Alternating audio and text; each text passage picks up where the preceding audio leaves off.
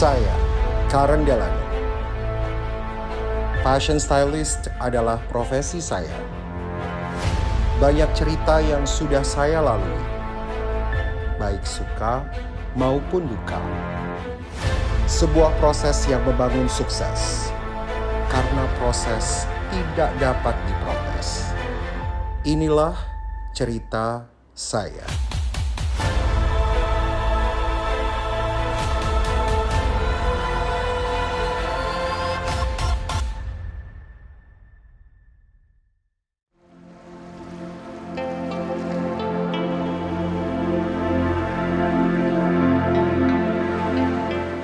Memutuskan untuk ke New York.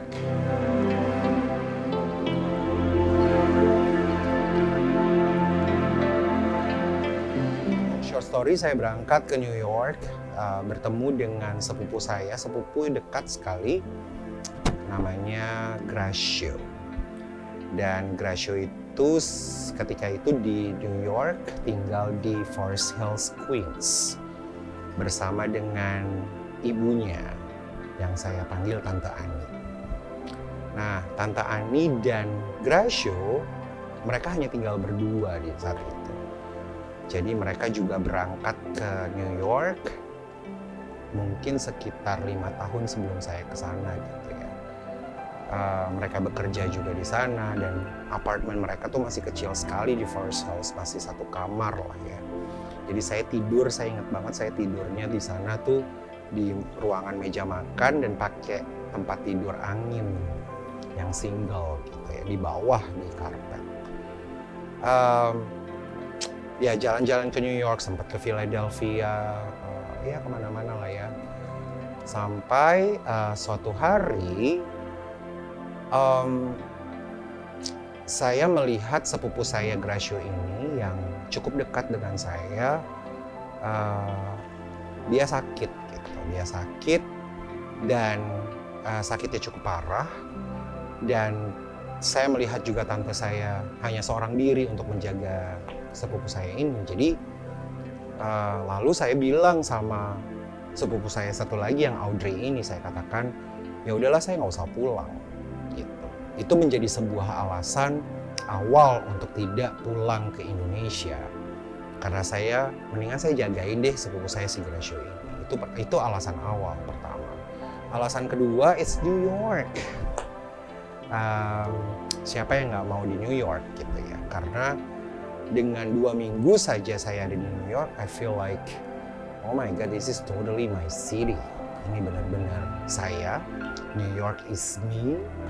New York memberikan warna baru gitu, walaupun dengan 2 minggu saya ada di sana. Akhirnya sepupu saya Audrey pulang sendirian ke Jakarta, saya tetap ada di sana sambil menjaga sepupu saya ini. Dan sampai sepupu saya sembuh, Gracio ini sembuh, dan kami berdiskusi sebagai keluarga, memutuskan untuk udah deh saya di New York aja. Saya mau kerja aja di New York. Karena kebetulan di saat itu memang sepupu saya Gracio ini bekerja sebagai restoran manager di kawasan Chelsea, 23rd and 8th Avenue. Saya ingat banget nama restorannya adalah Dallas BBQ. Akhirnya saya bekerja di sana pertama kalinya menjadi waiter gitu ya. Jadi itu sebenarnya di saat saya memutuskan tinggal di New York, saya tuh sebenarnya nggak punya uang. Karena ya udah, uangnya pesangon dari Bapak Setia Novanto dan orang tua saya hanya memberikan sedikit banget gitu, karena memang bukan rencana untuk tinggal di New York.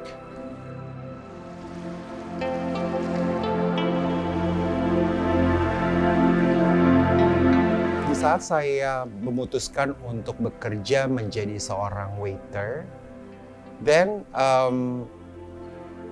itu pengalaman yang sangat luar biasa tuh, karena saya nggak pernah mengalami menjadi seorang pelayan dong. Saya nggak pernah angkat baki, saya nggak pernah take order, ya, nggak pernah melayani customer dengan mau makan apa, ini dan itu, dan tidak punya pengalaman di restoran.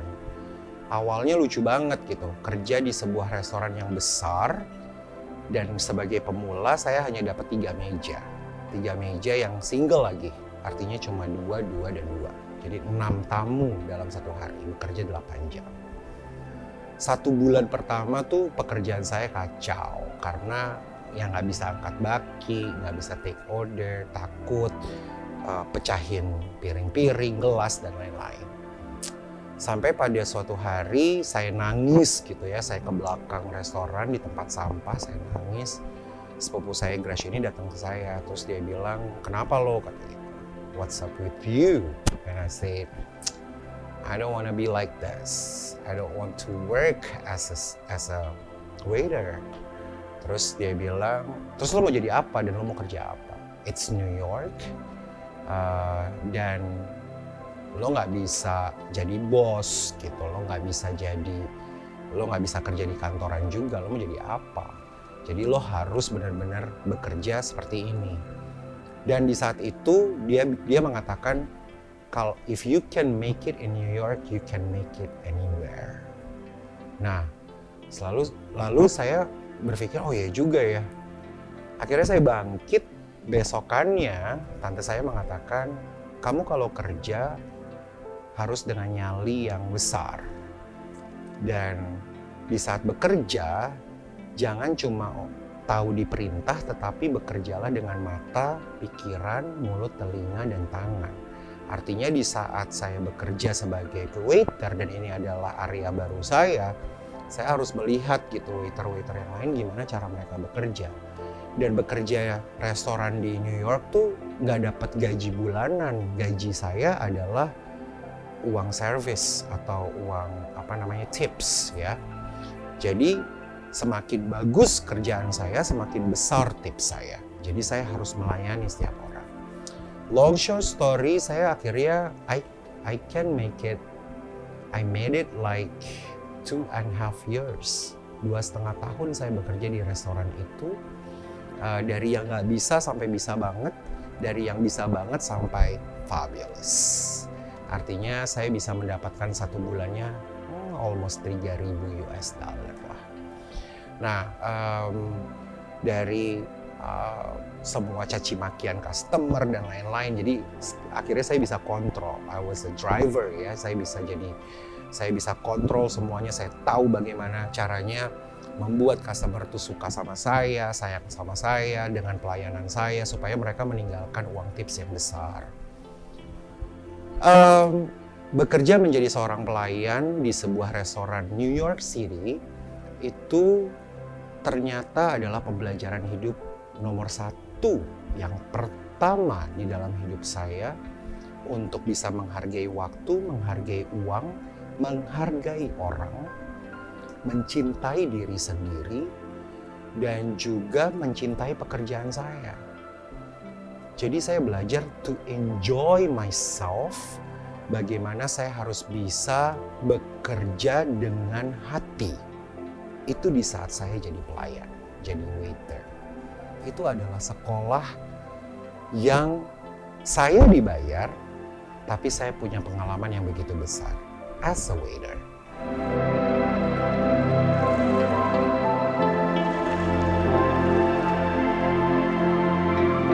Nah, di sana pun adalah titik awal saya bermimpi lebih besar lagi. Karena saya melihat bahwa, oh iya ya, if I can live in New York, I can make it in New York, I can make it anywhere. Dan teman-teman saya yang datang dari luar negeri bekerja di restoran itu mengatakan bahwa, kalau lo mau bermimpi, lo bermimpi mulai dari sini. And I was like, seriously? Iya, lo bermimpi dari sini. Di saat lo lagi jalan keluar restoran mau pulang, kan lo lihat gedung besar-besar, bisa lewatin Times Square. Dan setiap kali pasti saya jalan lewatin Saks Fifth Avenue. Ada satu jalanan namanya Fifth Avenue yang sangat terkenal sekali. Dan di situ semua ada fashion brand ternama dunia gitu. Nah, saya buat sengaja aja gitu. Mau pulang kerja pasti lewatin butik-butik yang bagus-bagus dari Louis Vuitton, Chanel, wah semua ada di sana.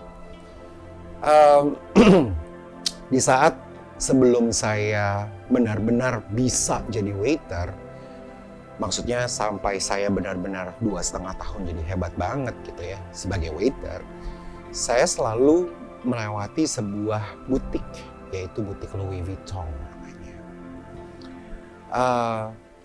Saya tuh suka banget sama fashion brand ini yang namanya Louis Vuitton. Saya senang banget sama produk ini.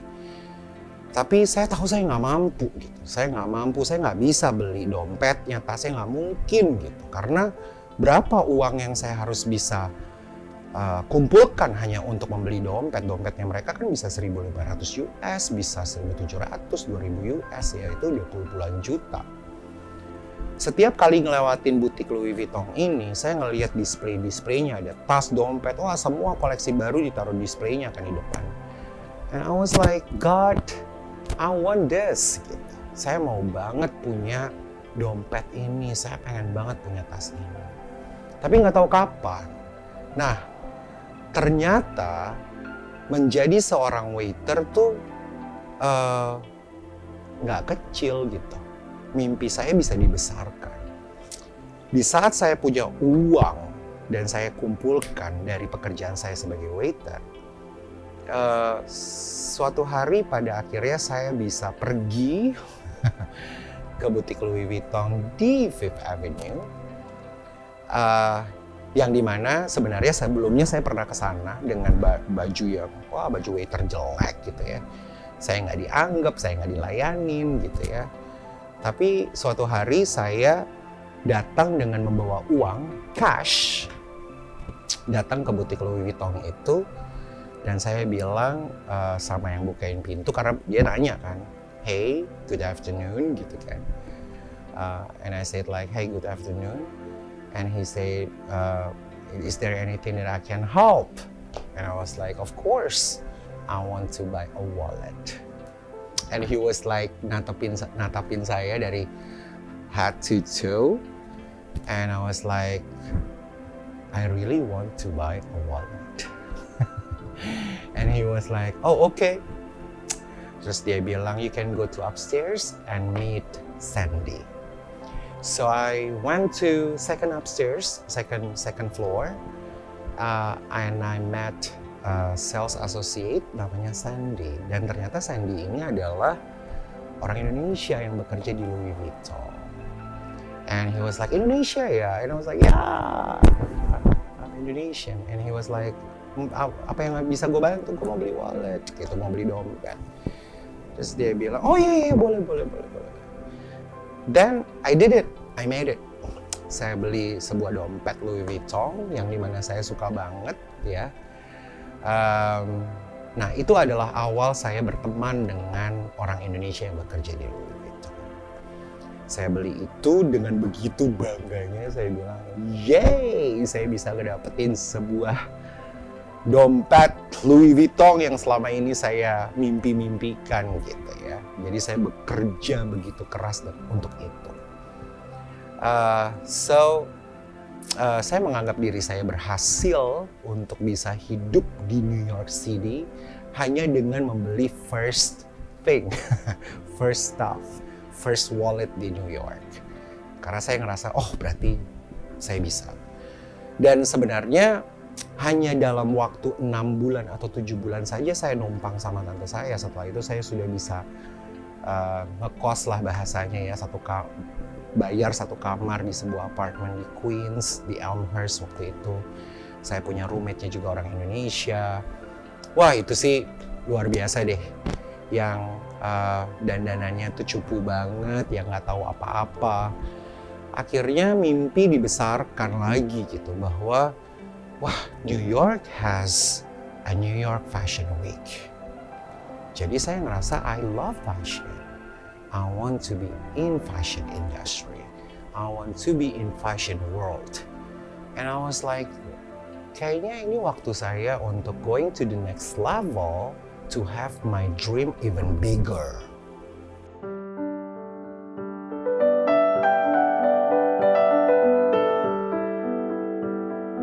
Jadi saya melanjutkan mimpi saya dengan saya mau ambil sebuah kelas sekolah fashion gitu.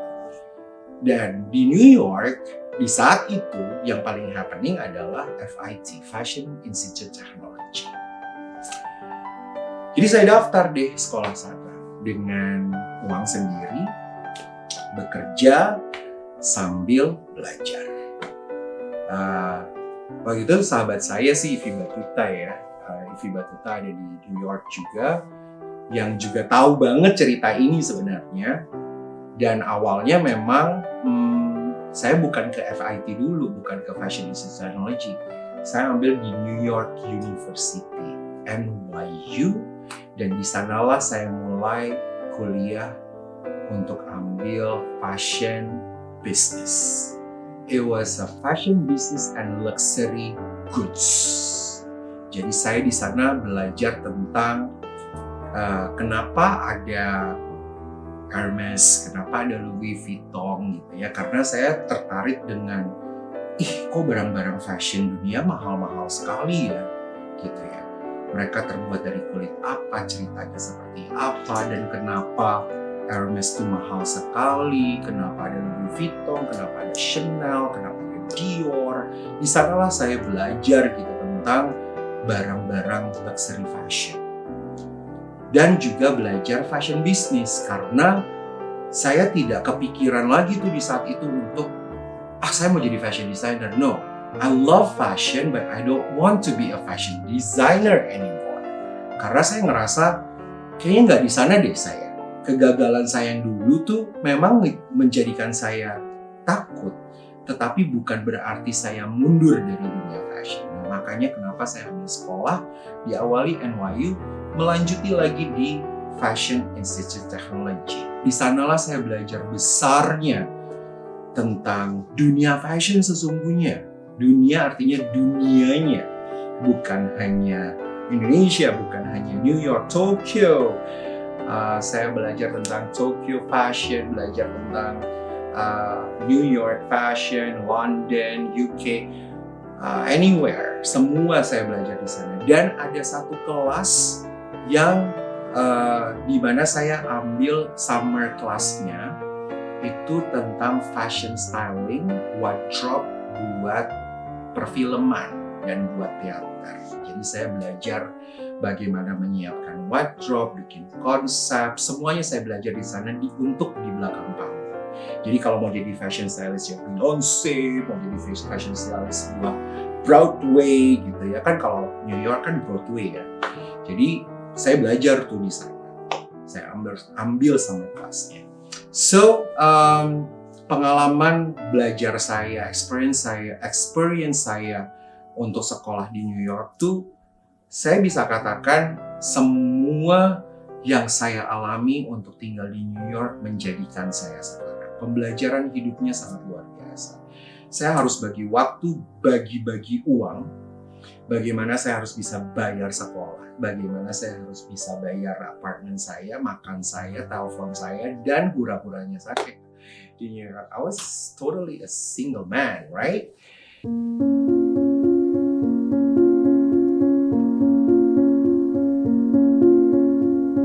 Suatu hari, saya mendapatkan klien pertama dan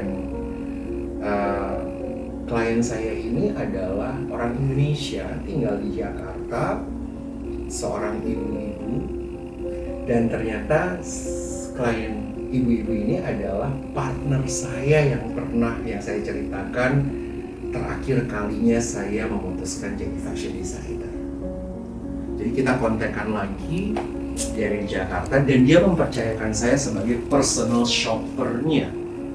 Jadi saya diberikan kartu kreditnya, ya kan, unlimited American Express untuk membelanjakan semua kebutuhannya dia dan dikirim kontainer, bahkan dikirim pakai DHL dan lain-lain ya ke Jakarta gitu, karena dia juga jual lagi di Jakarta.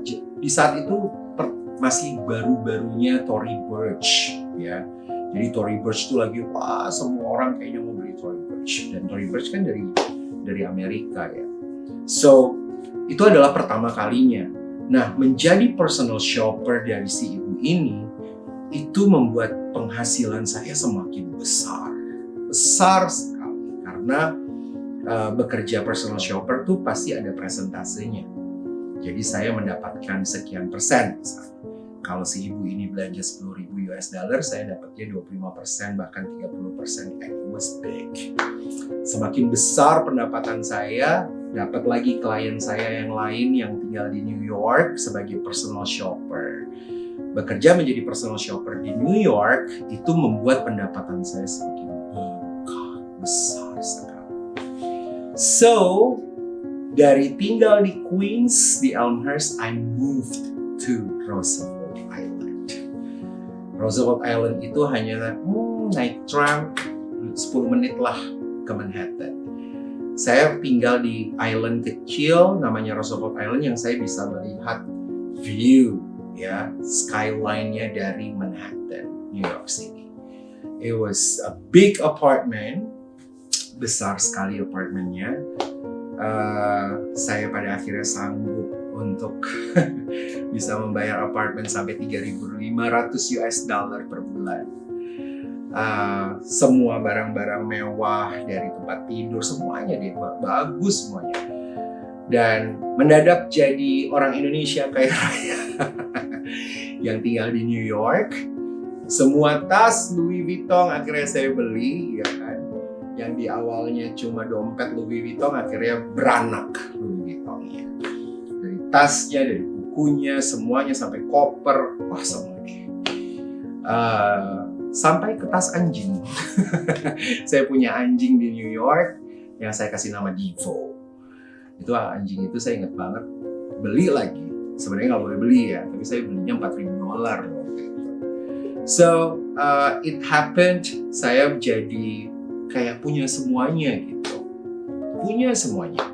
Saya punya kehidupan kelas atas.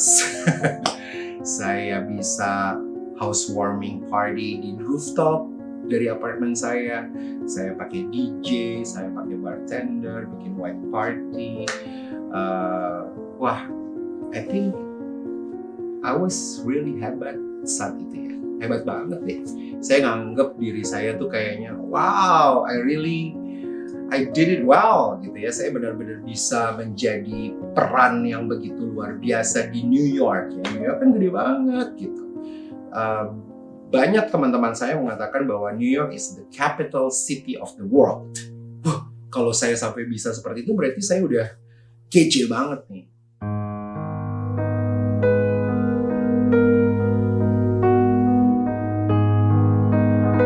Until one day, one morning, saya ditelepon sama salah satu bank saya. It was Citibank, I think. Saya masih pakai baju tidur ya.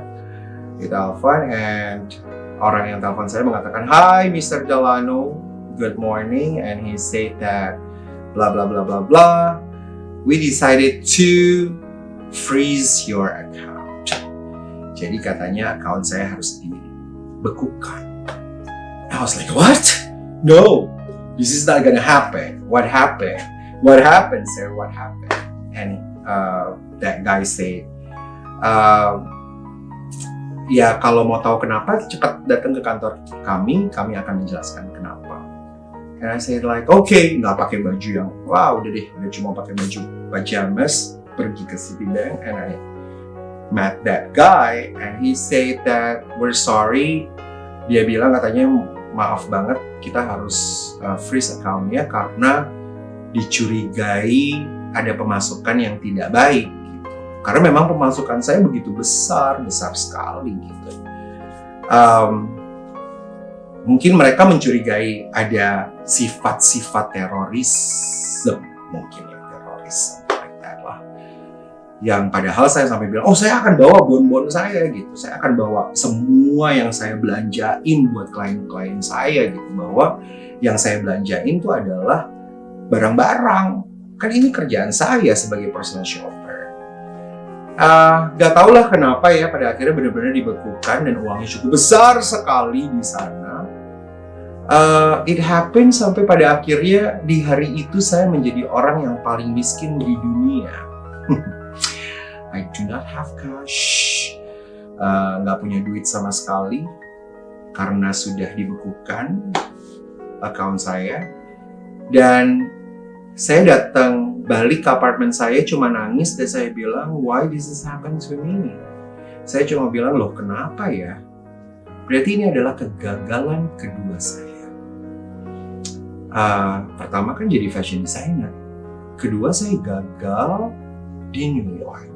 Yang tadinya saya pikir saya berhasil di New York. Ternyata enggak.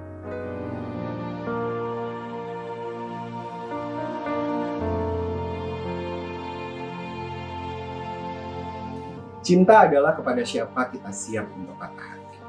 Tapi that's a very good answer, I think. Kenapa? Karena saya ini cukup